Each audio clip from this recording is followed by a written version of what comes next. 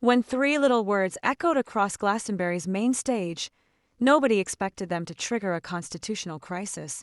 But here we are. MPs are fuming, police are scrambling, and the entire British justice system is suddenly on trial. Buckle up, because this isn't just festival drama, this is democracy having a meltdown on live television. Let's set the scene. Bobby Violin, real name Pascal Robinson Foster, because apparently Bobby Violin wasn't pretentious enough, decided that Glastonbury was the perfect venue for a political rally. His chant, "Death to the IDF," not exactly the peace and love vibes the farm was going for.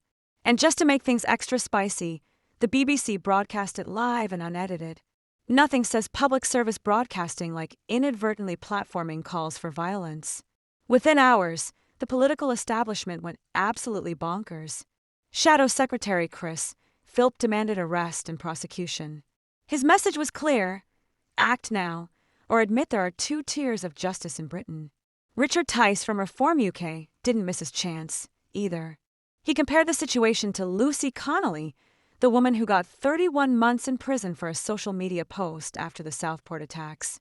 Tice's point: if a Facebook post lands you in jail, how does leading thousands in a violent chant on national TV only merit a review? The excuses rolled in thicker than the mud at Glastonbury. Bobby Violin responded with an Instagram post that tried to justify his outburst by talking about his daughter's school dinners. Yes, really. Apparently, poor school lunches are now a gateway drug to inciting violence. What's next? I called for a riot because my latte was cold. Meanwhile, Glastonbury's organizers scrambled into damage control mode. Emily Evies admitted the words "crossed the line," which is a bit like saying the Titanic had a minor leak. The BBC issued a statement calling the incident deeply offensive, right after broadcasting it to millions. Revolutionary stuff, BBC. But there's a bigger question echoing beyond the festival fields. Does British justice apply equally to everyone, or does it depend on your politics, your connections, or even your postcode? Lucy Connelly posts on social media and gets 31 months. Robinson Foster leads a crowd with a violent chant and gets a police review. The math isn't matching. Just when you thought things couldn't get any stranger, an employment tribunal judge declared that calling someone a Karen is racist, sexist, and ageist. Yes, really.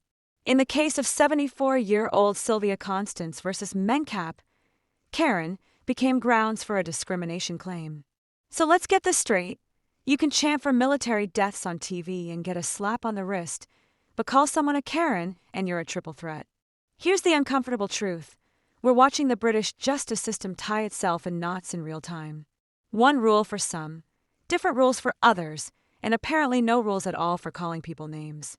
The pressure is now on the government to prove Britain isn't running a two-tier system.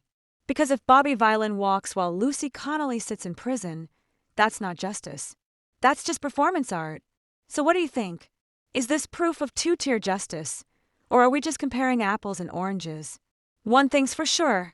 In Britain 2024, the only constant is chaos.